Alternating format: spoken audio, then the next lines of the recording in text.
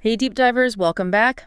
Today, we're going deep on toxic relationships. We've got a whole bunch of research, personal stories, all that good stuff. And I think it's going to be pretty intense. Yeah. Our mission, I guess you could say, is to figure out what exactly makes a relationship toxic, how to spot those red flags, and how to break free. You know, it's really interesting. One of the sources pointed out that something like 90% of our problems actually stem from relationships, Yeah. how we interact with others. Think about that for a second. Does that ring true for you? 90%, that's huge. And we're not just talking romantic relationships here, are we? No, not at all. We're talking family, friends, colleagues at work, you name it. Right, it can be anyone. Toxic dynamics can really pop up anywhere. But, one of the sources makes this really key distinction.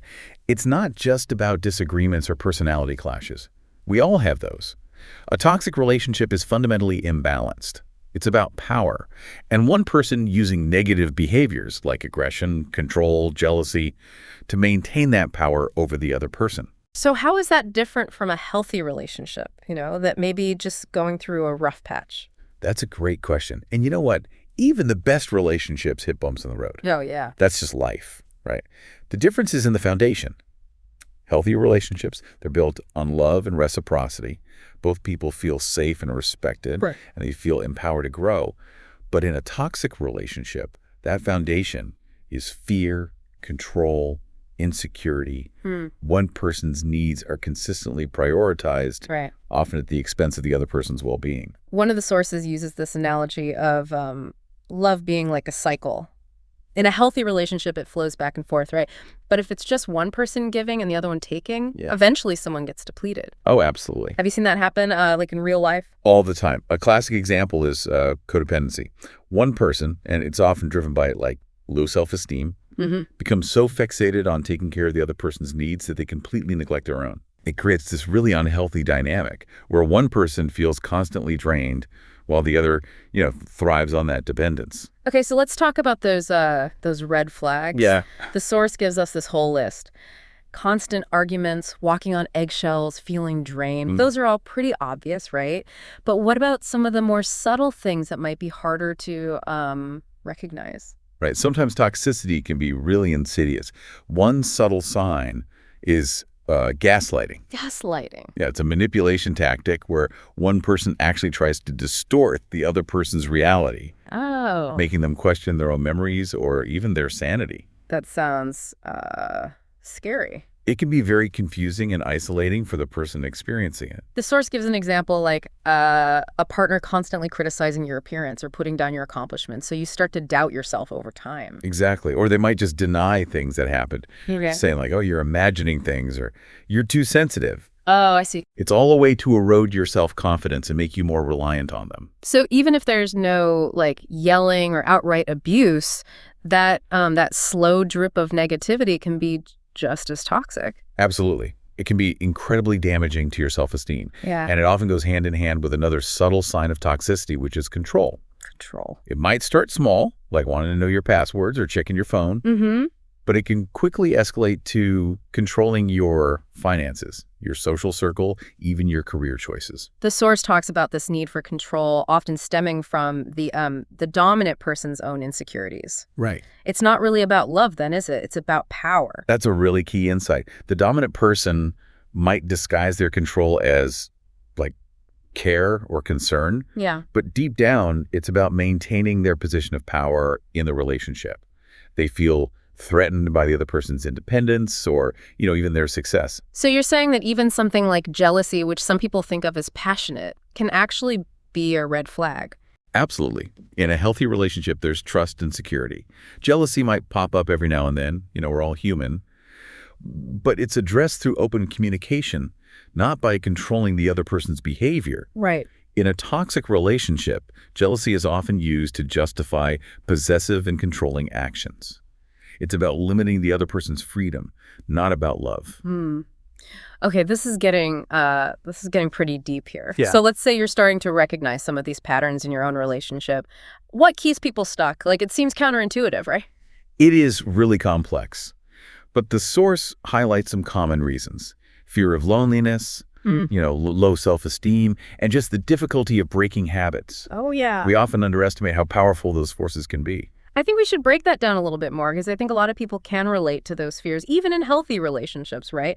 But how do they become so magnified in a toxic dynamic? Well, imagine someone who's already struggling with low self-esteem. Yeah, A toxic partner will constantly chip away at their confidence, right. making them feel like, they're lucky to have anyone at all. Oh, wow. It becomes a self-fulfilling prophecy. And that fear of loneliness, that's so primal, isn't it? It is. We're like wired for connection. Absolutely. We're social creatures. Right. So even if the relationship is painful, it can feel safer than the unknown of being alone. Yeah. And the longer you stay, the more ingrained those habits and routines become. It makes it even harder to break free. So how do we even begin to unravel all of this? That's where we'll pick up in part 2. We'll dive deeper into those psychological factors that keep people trapped. And most importantly, we'll start exploring some concrete steps you can take to start moving towards a healthier, happier you. Welcome back, deep divers. So before the break, we were talking about why people stay in these toxic relationships, even when they know it's hurting them. And it's kind of a puzzle, isn't it? It is, and the source material goes into some pretty fascinating psychological concepts to help explain this. It mentions things like separation anxiety, this idea of an incomplete sense of self, and even, believe it or not, addiction to pain. Okay, addiction to pain, that one definitely caught my attention. Can we unpack that a little bit? Because it sounds kind of counterintuitive. Right. But think about it this way. When we're in, stressful or conflict-ridden situations, our bodies release these hormones like adrenaline and cortisol. Right, the stress hormones. Exactly. Those are the fight or flight chemicals. And the source suggests that over time, we can actually become physically and emotionally accustomed to that rush, Oh, wow. even if it's associated with negative experiences. So it's like our bodies get hooked on the drama, the intensity, even if it's toxic. Exactly. And then when you try to leave that environment, it's like going through withdrawal. Yeah. You might experience anxiety, depression, even physical symptoms because your body is craving that chemical cocktail it's used to. Wow, that's a powerful insight. So even if your mind knows the relationship is bad for you, your body might be fighting to stay in that familiar pattern. It's a factor we often overlook, and it's one reason why leaving can be so incredibly challenging. It's not just about willpower. It's about understanding that complex interplay of our psychology and our physiology. Okay, so let's talk about those other reasons people stay stuck. The source mentions separation anxiety. Isn't that something that babies go through? It is common in childhood, but it can absolutely affect adults, particularly in the context of intimate relationships. Yeah. And it goes beyond just missing the person. Okay. The source describes it as a fear of losing the familiar. Yeah. It's the routine, the shared experiences, that sense of belonging, even if that belonging comes at a cost. It's like being afraid to step outside your comfort zone, even if that comfort zone has become like a toxic wasteland. That's a great way to put it. And for someone who already struggles with self-doubt, the prospect of starting over or building a new life can feel utterly overwhelming. Which brings us to that other concept, an incomplete sense of self. Can you help us understand that one a little bit better? This is where things get really interesting. The source explains how some individuals define themselves through their relationships, their sense of identity, their self-worth. It's completely intertwined with the other person. So they kind of lose themselves in the relationship. In a way, yes. And often, the toxic partner will exploit this, using manipulation and control to further diminish the other person's sense of self. They might isolate them from friends and family, make them financially dependent, or constantly criticize their choices and opinions. It's like they're being chipped away piece by piece. Exactly. And the scariest part, they might not even realize it's happening because the alternative, facing their own emptiness, their lack of a separate identity, can be terrifying. This is heavy stuff, but it's so important to talk about because if you're listening to this and thinking, this is me, this is my life, there's hope. You're not alone, and there are ways to break free. Absolutely. The first step, and I can't stress this enough, is to stop criticizing yourself. It's easy to fall into that trap of self-blame, thinking, I'm so stupid for staying, or I should be stronger than this. Yeah, and the source actually highlights that self-criticism often keeps people trapped. It's like you're adding another layer of toxicity on top of an already difficult situation. Right. You're essentially becoming your own toxic partner. So instead, practice self-compassion. Acknowledge that you're in a tough spot and that leaving is hard. Give yourself permission to feel all the feelings, the anger, the sadness, the fear, all of it. That makes sense. It's about meeting yourself where you are, not where you think you should be. Exactly. And then, once you've acknowledged the reality of your situation, the source suggests this technique called reality testing. It's about separating facts from assumptions, looking at the relationship objectively. So how do you do that when you're in the thick of it, when emotions are running high? The source recommends journaling. Write down what's actually happening, the specific behaviors, the words that are being said, without interpretation or judgment. Just the facts. It's almost like you're a detective gathering evidence. Yes. And as you start to see those patterns on paper, it can be incredibly eye-opening. It helps you step outside of the emotional fog and see the situation more clearly. That's a great tip. Is there anything else that can help with this process of disentangling yourself from the relationship? The source also talks about identifying your underlying needs. Ask yourself, what am I truly seeking from this relationship? Is it love, security, validation? Often those needs are not being met, or they're being met in unhealthy ways. So it's about recognizing those unmet needs and then finding healthier ways to fulfill them, right? Exactly. Maybe it's reconnecting with old friends, pursuing a hobby you've neglected, or seeking therapy to work on your self-esteem. It's about reclaiming your power, rediscovering who you are outside of the relationship. Okay, deep divers, we've covered a lot of ground here. We've explored the dark side of relationships, those psychological traps that can keep us stuck. But we've also started to shine a light on the path to freedom. And that's what we'll continue to explore in Part 3. We'll dive into concrete strategies for setting boundaries, building a support system, and ultimately taking those first steps towards a healthier, happier you. Don't go anywhere. Welcome back, deep divers.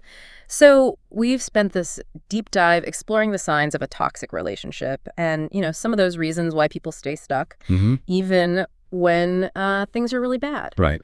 So now the big question is, how do you actually break free? I mean, it can feel pretty daunting. It absolutely can, but it's so important to remember that you've already taken that most important step, recognizing the problem. Right. And that takes a lot of courage, and it means you're already on the path to healing. One of the things the source material really emphasizes is self-compassion. Oh, absolutely. It's so easy to beat yourself up for staying in a relationship like this, but that just adds, another layer of pain on top of everything else. Right, exactly. Before we even talk about specific actions, I just want to emphasize how important kindness is. Be gentle with yourself. Leaving any relationship is hard, but extricating yourself from a toxic one, that's a whole other level of challenging. For sure. It's okay to feel all those feelings. Sadness, anger, confusion, even grief. And don't expect it to be like a linear process, right? I mean, there are going to be ups and downs, good days and bad days. No, for sure. Absolutely. There's no magic formula, no one-size-fits-all solution. Right. But there are tools and strategies that can help. And one of the things the source material emphasizes over and over again is the importance of small steps. Yeah.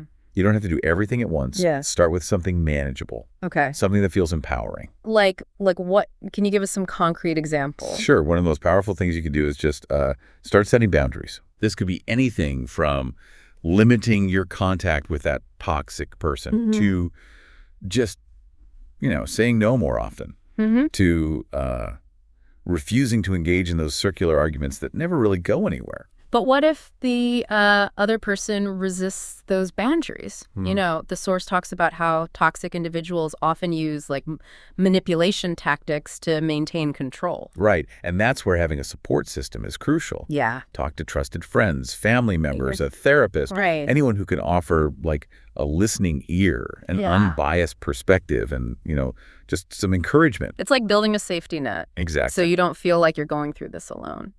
And that support system can also help you with another really important step, which is meeting your needs in healthy ways. Yeah. Remember how we talked about those unmet needs often driving people to stay in those toxic relationships in the first place? Right, like the need for love, connection, validation. Exactly. If you're getting those needs met in, unhealthy, manipulative ways, it's time to find new sources of fulfillment.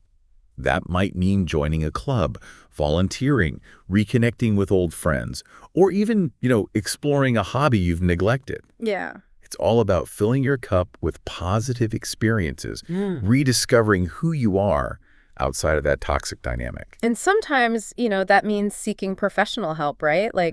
A therapist can provide guidance and support as you're working through all that emotional baggage and, developing those coping mechanisms and building a stronger sense of self. Absolutely. And it's not a sign of weakness to ask for help. It's No. actually a sign of strength. It takes courage to acknowledge that you need support, and it can make all the difference in your journey to healing. So, deep divers, as we wrap up this deep dive on toxic relationships, I want to leave you with a few final thoughts. Yeah. First of all, if you are in a toxic relationship, please know that you're not alone and you deserve so much more. Love should lift you up. It shouldn't tear you down. Right. Second, breaking free is a process, not a destination. Yeah. Be patient with yourself. Celebrate those small victories. Right. And never, ever give up hope. And finally, think about what's one small step you can take today, right now, to move towards a healthier, happier you. Write it down, share it with someone you trust, or just hold it in your heart. Every step, no matter how small, it brings you closer to freedom. Until next time, keep learning, keep growing, and keep diving deep.